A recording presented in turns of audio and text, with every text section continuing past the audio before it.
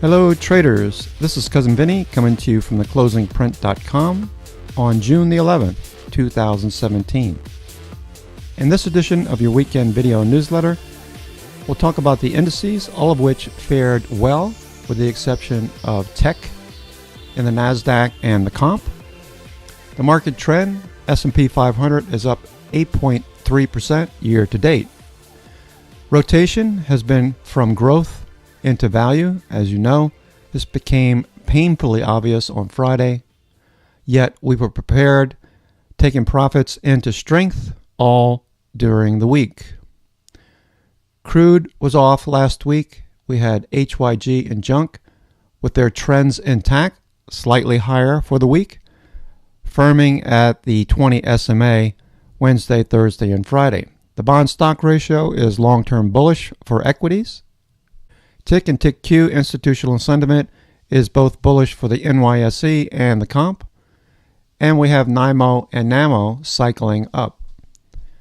The FANG stocks were off demonstrably last week, with NVIDIA actually higher by 4.15% on the week. NYHL was bullish. We have breadth expanding and trending higher, with the high-low percent at 75.47, turning up midweek. If we consider SPY for a moment, the Renko chart continues building white bricks, giving us a longer-term bullish picture until that changes.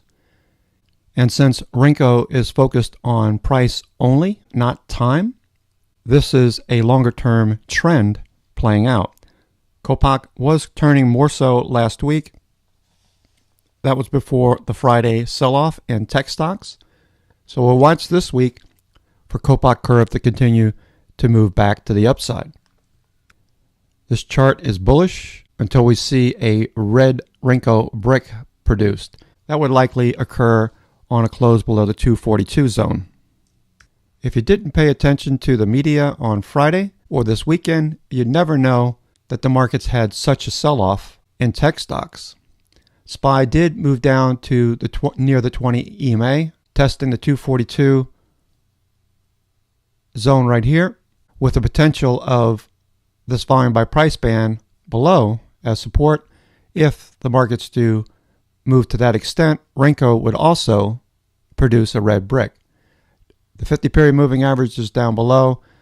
We have a measured move that completes if we tag the 247 zone. That's still a possibility. RSI is moving sideways. But more importantly, we're watching tick cumulative as stocks are being bought in the financial sector.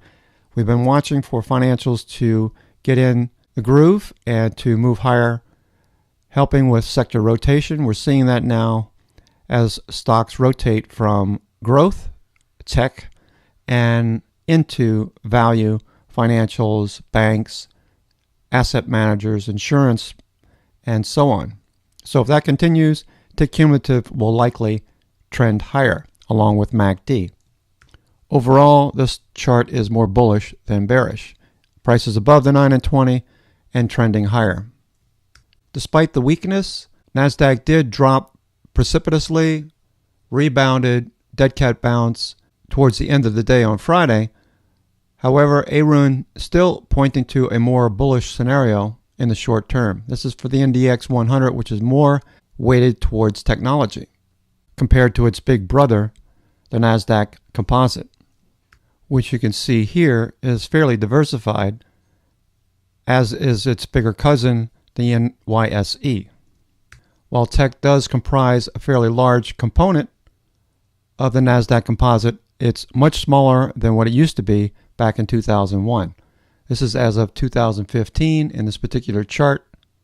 This hasn't changed much since then. As noted previously, the sectors look mostly similar to what it was last week, with the exception of more yellows and greens. Obviously, a few areas of weakness in the tech sector, but not as bad as you would think overall. Semiconductors did take quite a hit, though it doesn't reflect as much damage as you would think overall. Telecom also looks fairly well. But financials, industrials, and some of the material sectors look really good.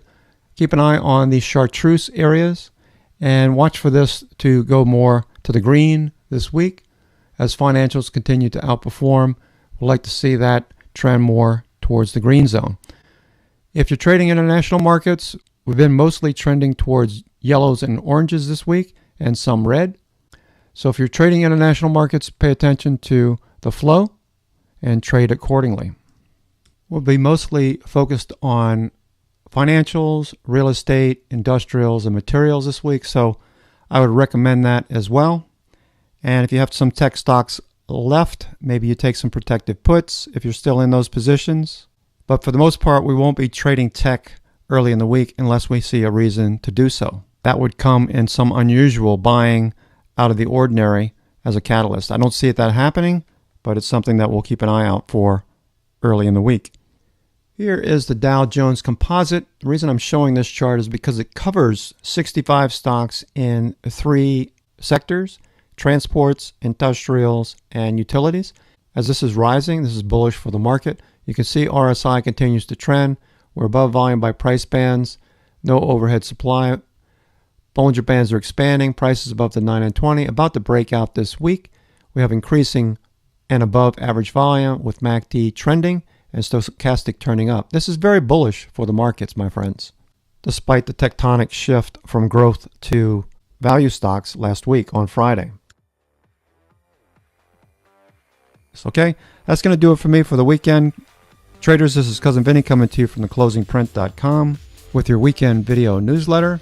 Focus on banks and financials this week. I think you'll be happy. If you have some tech stocks left over, look to trade some protective puts against them if you're still holding them. Hopefully we'll get a bounce and we can exit some of our positions into strength like we did last week before the fallout on Friday. Look for the watch list to be out shortly and some charts we're thinking of trading going into Monday just before the opening bell on Monday. Take care. I hope this helps and we'll see you in the room shortly.